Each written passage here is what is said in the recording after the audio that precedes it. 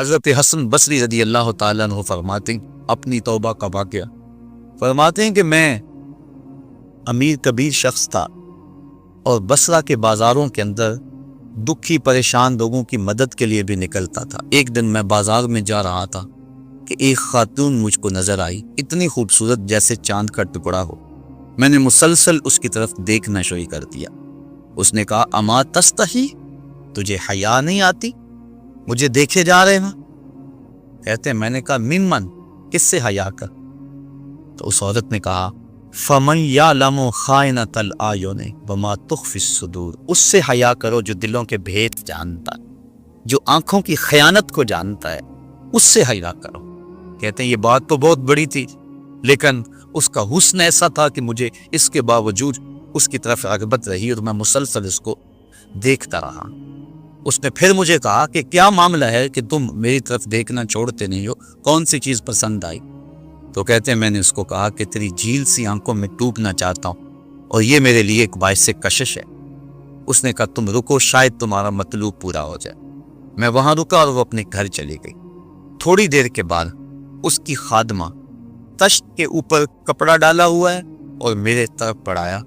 کہتے ہیں میں نے جب کپڑا اٹھایا تو اس کے اندر اس کی 2 آنکھیں تھی اور اس کے اوپر لکھا ہوا تھا کاغذ کے ٹکڑے پہ لا اريد عینا یفتتن بسببها احدا، میں ان آنکھوں کو رکھنا ہی نہیں چاہتی جس کی سبب سے ایک مومن فتنے میں پڑ جائے۔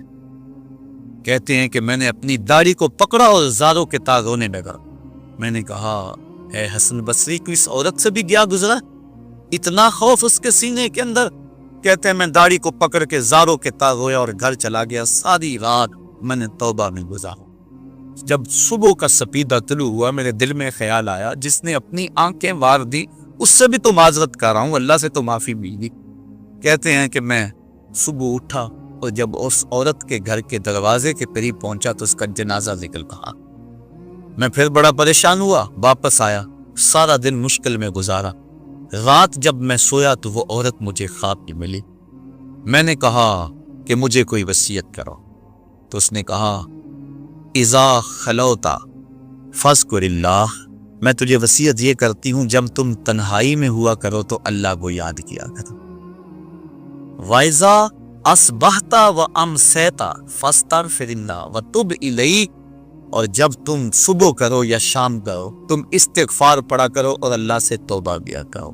حضرت حسن بصری فرماتے ہیں کہ اس عورت کا یہ عمل مجھے توبہ کے راستے پہ ڈال لیا، پھر وہ حسن بصری زمانے کے امام اور مقتدا بنے۔ تو انسان جب عبرت حاصل کرنے پہ آتا ہے تو ایسے اسباب اس کے لیے مہیا ہو جاتے ہیں، توبہ کرنے میں دیر نہیں کرنی چاہیے۔ بعض بات بندہ سوچتا ہے کہ ابھی میرے بڑے کام پڑے ہوئے ہیں، جب میں بوڑھا ہوں گا میں ریٹائرمنٹ لے لوں، میں بچوں کی شادیاں کر لوں، بس پھر فراغت ہو جائے گی، بچے کاروبار سنبھال لیں گے، پھر میں ہوں گا، مسجد ہوگی۔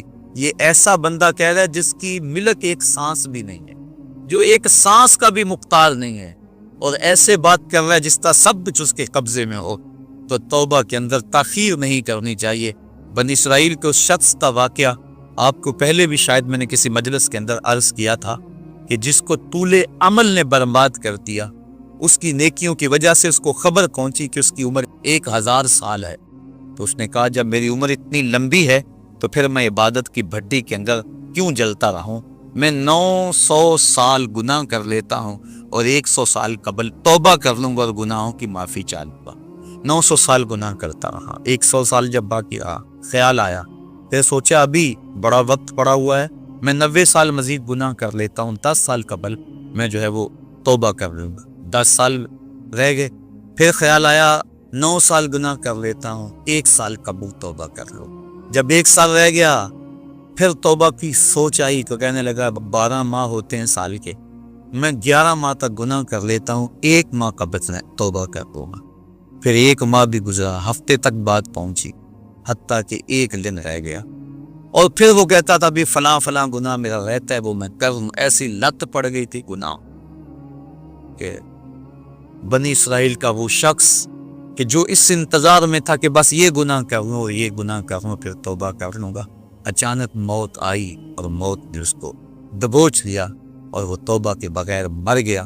تو طول عمل، لمبی امید کہ ابھی وقت میرا بڑا پڑا ہوا ہے، پہلے تو پتہ ہی نہیں ہے کہ وقت موجود بھی ہے یا کہ نہیں، اگلی سانس آئے گی یا کہ نہیں، دوسری بات جو کیفیت اب ہے پتہ نہیں آگے ہو یا نہ ہو۔ شیطان کو جتنی مہلت دو گے، جتنی بیماری گھر کر جائے گی، اس قدر ہی اس کا ختم ہونا مشکل ہے۔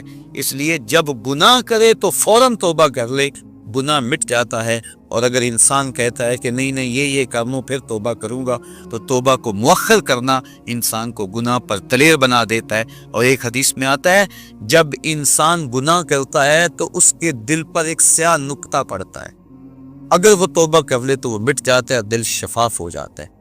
لیکن اگر وہ توبہ نہ کرے پھر دوبارہ گناہ کرے تو دل پر ایک اور سیاہ نقطہ پڑ جاتا ہے، پھر وہ گناہ کرتا رہتا ہے اور دل کے اوپر سیاہی پھیلتی رہتی ہے، حتیٰ کہ ایک دن آتا ہے کہ پورا دل اس سیاہی کی لپیٹ میں آ جاتا ہے۔ اور جب پورا دل سیاہ ہو جائے پھر گناہ کر کے بھی اس کو ندامت اور شرمندگی نہیں ہوتی۔ مومن تو جب گناہ کر بیٹھتا ہے تو محسوس کرتا ہے جس طرح پہاڑ کے نیچے آ گئے، ابھی گر جائے گا اور مجھے کچل دے گا۔ اور منافق یہ سمجھتا ہے گناہ کرنے کے بعد کہ بدن پہ مکھی بیٹھی تھی، ہلکے سے اشارے سے میں نے اس کو اڑا دیا، وہ مکھی کے بیٹھنے جیسی کیفیت کا احساس کرتا ہے منافق۔ تو جب دل سیاہ ہو جائے تو بندہ گناہ پہ گناہ کرتا ہے، زندگی گناہوں سے وچڑی ہوئی گزرتی ہے، لیکن توفیق توبہ نہیں ملتی۔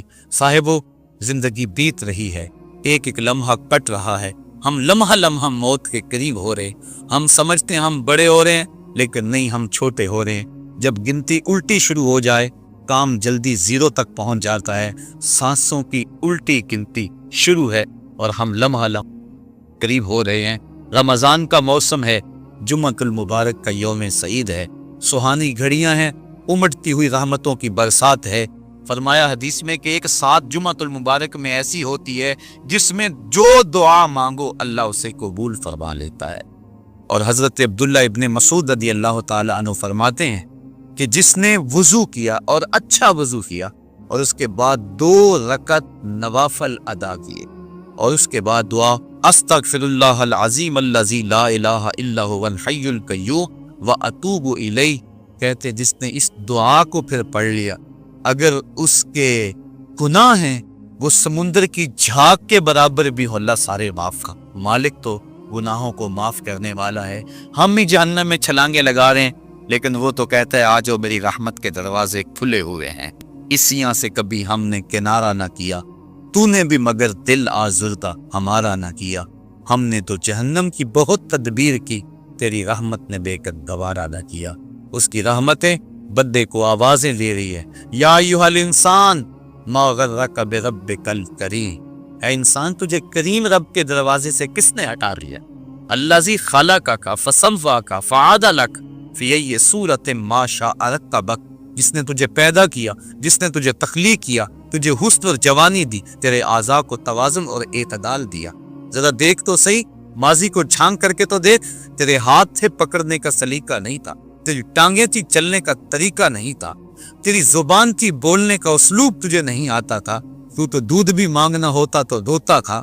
ہم نے تیری ماں کے سینے میں تیرے لیے پیار ڈال دیا، اگر ماں کے سینے میں پیار نہ ڈالتے بتا تو بچ جا، تیری گندگی سے ٹھڑ جاتا تھا، ماں صاف کرتی تھی، اگر ماں کے سینے میں یہ پیار نہ ہوتا تجھے کیڑے پڑ جاتے۔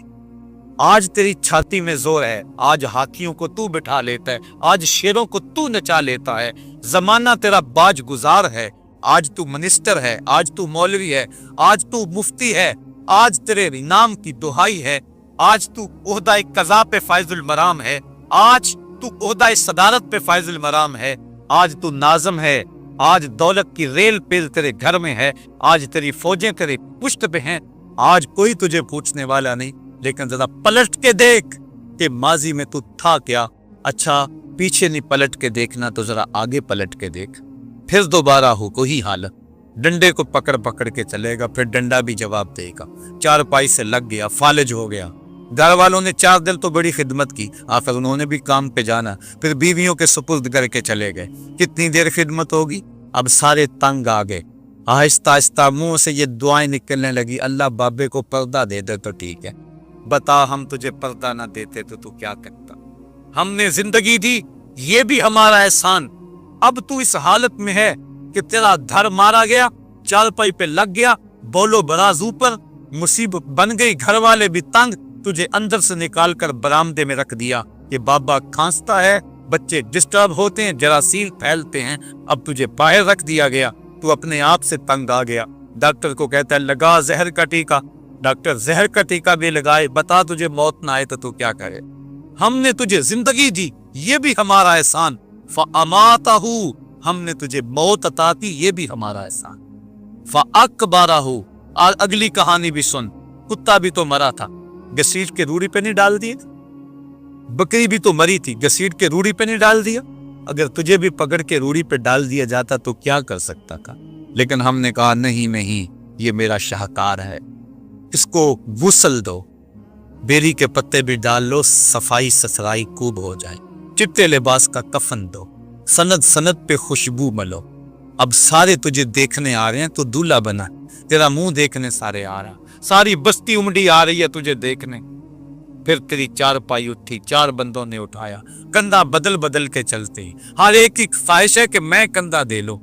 फिर मैंने कहा तेज न चलना, मेरे शाहकार को कहीं झटका ना रहा। फिर तेरा एजाज और तेरा प्रोटोकॉल कि इमाम काबा भी हो तो वो पीछे और तुझे आगे रखा।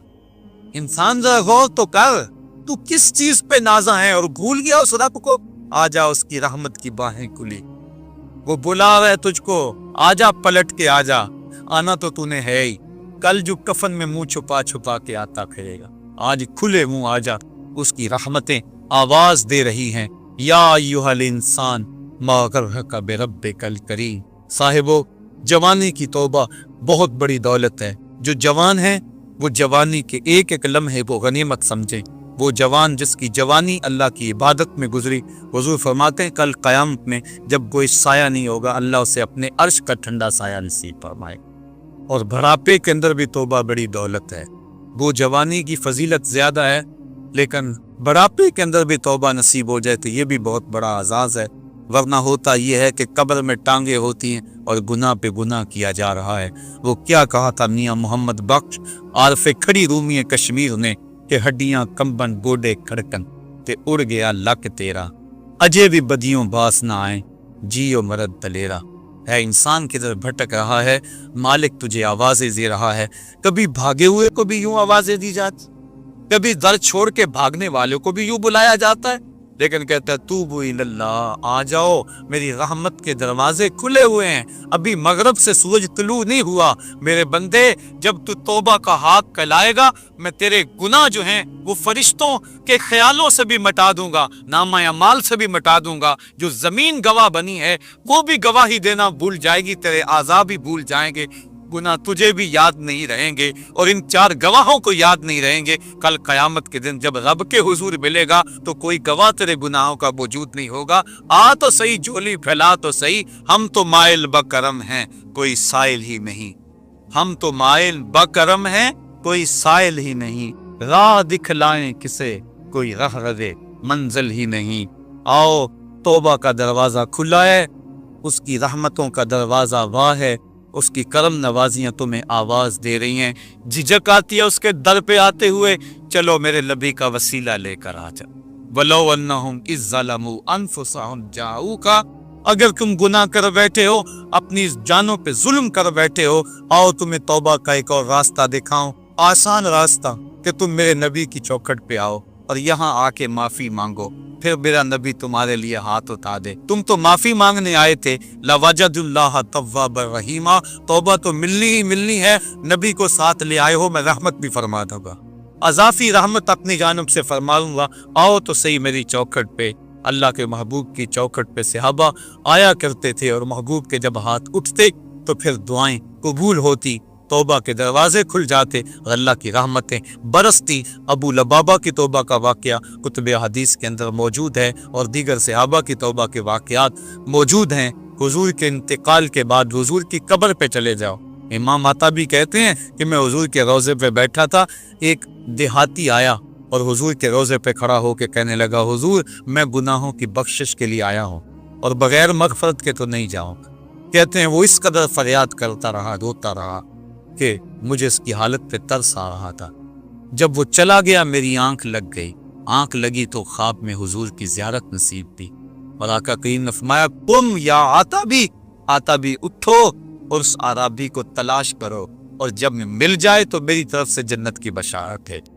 اور صاحب مدارک نے ایک روایت لکھی ہے کہ ایک شخص حضور کے روضے پہ آیا اور حضور کے مبارک روضہ کی مٹی کو، تربت نور کو اپنے سر میں ڈال رہا ہے اور کہتا ہے میں تو گناہوں کی بخشش کے لیے آیا ہوں۔ یہ حضور کے انتقال سے 3 دن کے بعد کا واقعہ ہے۔ وہ کہتا ہے میں تو مغفرت کے بغیر جانا ہی نہیں۔ وہ تو چلا گیا لیکن یہ جم کے بیٹھ گیا، غنی کے در پہ ڈیرے جما دیے، کہا میں تو نہیں جاؤں گا جب تک میری مغفرت نہ ہو۔ فنودی من القبر انہ قد غفر لک، صاحب مدارک لکھتے ہیں گنبد خضرا سے آواز آئی جا تیرے گناہوں کو معاف کر دیا۔ مجرم ہو تو منہ اشکوں سے دھوتے چلے آؤ، آؤ در تواب پہ روتے چلے آؤ۔ قرآن میں مذکور ہے بخشش کا طریقہ، سرکار کی دہلیز سے